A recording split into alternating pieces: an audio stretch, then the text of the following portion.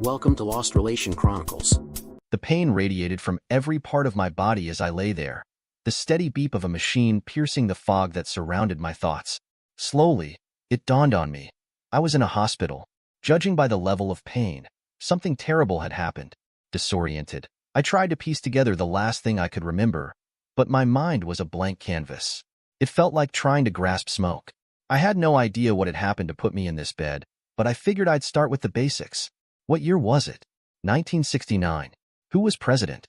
Nixon. What was my name? John Stapleton. How old was I? 49. Those details came to me easily, but the rest? Nothing. My body screamed at me with every shallow breath, but the emptiness in my mind was even more unnerving. What had happened to me? Why was I here? And why couldn't I remember? Okay, I have some basic parameters in place which meant my mind was still working. Now let's try some recall. What memories could I pull up? As I lay there, I saw mental flashes of my brother Jack and me during the Depression gathering coal that had fallen from the trains so that we could have heat during the winter. I remember my paper route and the fact that my family was so poor during the Depression that all the money my brother and I made we turned over to our mother, just so we could put food on the table. My mind continued to flash pictures, and I recalled that we were having dinner when we found out Pearl Harbor had been bombed.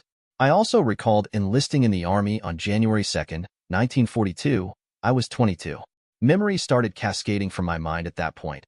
Basic training in Louisiana, shipping over to England, more training, and then June 6, 1944. I was a sergeant by then in charge of a squad. The beach was my first real taste of combat, and I wished with all my might that it would have been my last. Most of us made it through that day, but in the following months, I lost all of my original squad except Jack Murphy, a farmer with a wife and 2 kids from Pennsylvania. Jack was my best friend and more like a brother to me than even my own flesh and blood. We fought through the hedgerows in Normandy, at the St. Lo breakout, and all across France. With each guy we lost Jack and I drew closer together. We thought that we might just get through the war safe and sound, but then came the Huertigan Forest. During the winter of 44, we came up against a well-entrenched and still dangerous enemy. The woods were treacherous and the body count began to rise as we pushed our way through. We had felt before the Huertigan that the war was nearly won, but the Germans soon debased us of that notion. Our battle was eclipsed by events in the Bulge where Hitler had managed a powerful counterattack, but the Huertigan was every bit as desperate and deadly. In the 90 days that the battle lasted, the U.S. Army had about 24,000 combat casualties, with another 9,000 men suffering trench foot or exhaustion, so that had to be pulled from the line. My war changed just before Christmas of 1944. My squad was sent to recon an area in front of our lines to determine enemy positions and firepower. It was felt at G2 that the Germans might have been pulling back and they needed to know. My 7 men, including me, set out to scout the line in the early hours of December 20th. We had gone nearly a quarter of a mile and were spread out when the early morning was shattered by a loud bang as an MG-42 spit out 1,200 rounds per minute. My men hit the ground, but I noticed that Murphy had fairly been cut in two by the Kraut machine gun. I called out as loudly as I could, "Keep down and give me suppressing fire." With the rest of the squad pumping lead in the direction of the gun, I moved out to the right hoping to outflank it. The problem with outflanking is that you never know how many men the enemy has on their flanks, or where they might have another heavy weapons emplacement for covering fire. This morning, I got lucky. I soon found they had only one flanker, and he was an old man, a leftover from the First World War judging by the medals he was wearing. He never knew what hit him as I squeezed off a round from my Garand and dropped him. I moved up on the gun, which was still spraying lead at my men, and lobbed a grenade into the pit. The sound was loud in the crisp winter air, and I moved up to ensure that the crew was dead. As I watched, one soldier stirred and moved with a look of fear creeping over his face when I jumped into the pit. I was not in my right mind as I now only wanted a little payback for my best friend's life. The Kraut was wounded, but not too badly, and called out gently, "Hilf." He must have seen something horrible in my face as he began to squirm in an effort to escape from me. I just looked at him and thought, this bastard killed my friend? His eyes grew wide with fear as I pointed my Garand at his face, and in a pleading voice he kept saying, "Neen, Neen." Finally, he must have realized the futility of what he was saying as his face took on a calmer look, even though the fear was still evident, and in a quiet, calm voice simply said, "Warham?" It was the last thing he ever said as I pulled the trigger, sending a 30.06 round through his skull. When I shot, I seemed to come to my senses again, as I realized the kid I shot couldn't have been no more than 16. I rifled through his pockets and found his sold butch, which contained all his personal information. Much to my dismay, the kid had been in the army only 10 days. In late 44, the Germans were hoping that all the training the Hitler Youth gave them would suffice to stop the enemy. When one of my men, Kaminsky, came up to the gun trench, I remembered he spoke some German. Without looking at him, I asked, "Ski, what does Warum mean in German?" His answer would haunt me for the rest of my life when he flatly replied, "It means why." The war ended for me a month later when I got shrapnel in my leg, which took me out of combat. I left the battlefield, but the battlefield never left me. I came home in 45 with some souvenirs of the war and a permanent limp. My family had arranged a welcome home party for me, and that's where I met Becky, my future wife. Becky had worked with my brother at Curtiss-Wright Aircraft during the war, and they had become friends. They had dated, but they seemed to lack the spark that transforms friends into lovers. It was definitely not that way for us, as I hit it off with her immediately. Becky was what I needed: young, beautiful, and full of life. When I looked into her sparkling green eyes, I felt that all my sins had been forgiven. I wanted her to be with me till I died, and I asked her to marry me 1 month to the day after I met her. To my great joy and surprise, she agreed. Time moved quickly, and I was discharged from the army, newly married and moving up in the world. I got a job expediting orders at Bethlehem Steel and became a productive member of society. The only problem I had was the dreams I could not shake. That kid in the forest and the word Warum plagued me. I felt guilty over the fact that I had murdered a boy, but I never spoke of it and kept it bottled up inside of me. In 1947, we had our first and only child, a boy we named Jack after my friend, Jack Murphy, who died in the Huertigan forest. Over the years, the one thing that my both wife and son learned was to not ask me about the war. I wouldn't talk about it because I couldn't.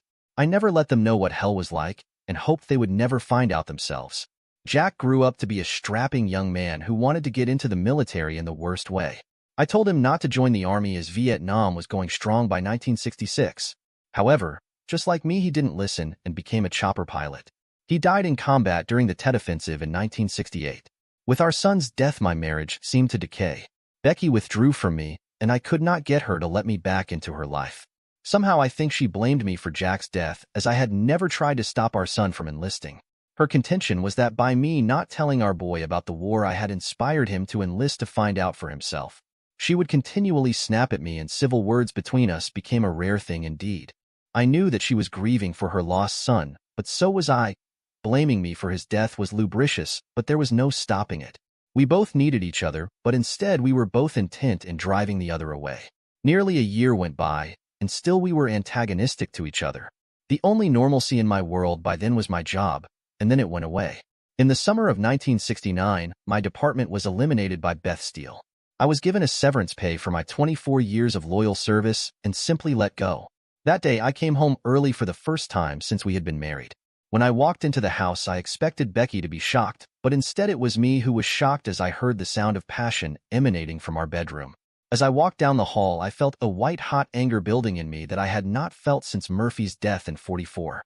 When I looked in the bedroom, my eyes were assaulted by the vision of my naked wife in bed with the next-door neighbor's son who was home from college. She was calling out God's name, but somehow I didn't think she was praying. Without thinking, I turned from the deceitful scene I was witnessing and went to the garage. Finding the trunk I had bought after the war to store my army mementos in, I brought it down from its perch and put it on the floor.